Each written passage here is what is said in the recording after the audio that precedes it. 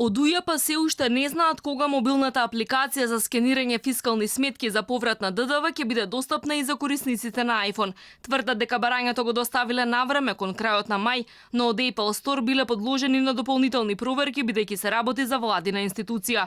И покрај тоа што апликацијата на стартот гласеше на име на физичко лице и на неа се прикачуваат броеви на трансакцијски сметки, од УЈП тврдат дека податоците се сигурни, бидејќи се складираат на одделен систем.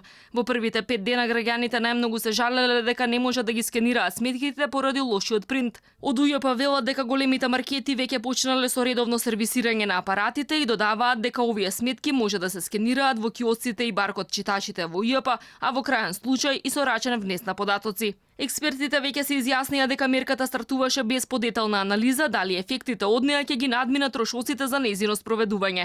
Тврдат дека само најбогатите 5% од населението ќе имаат корист од неа. Уверуваат дека една мерка не е доволна. Таа мора да биде проследена со други мерки и ригорозни контроли на терен за да се сузбие сивата економија.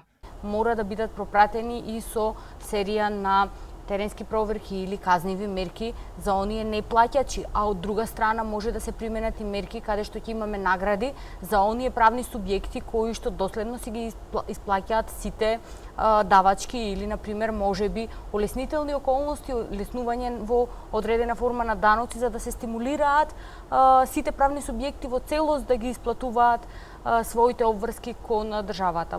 За 5 дена граѓаните симнале скоро 58.000 мобилни апликации и скенирале 433.000 фискални сметки. При тоа бил направен промет од 4 милиони евра на кои ќе се враќа ДДВ од 120.000 евра. Од УЈП вела дека интересот е голем, а секој ден бројот на корисници се зголемувал за 10.000. За оние што ќе прават малверзации со скенирање на издадени фискални сметки на други луѓе или компании, следува глоба од 250 евра.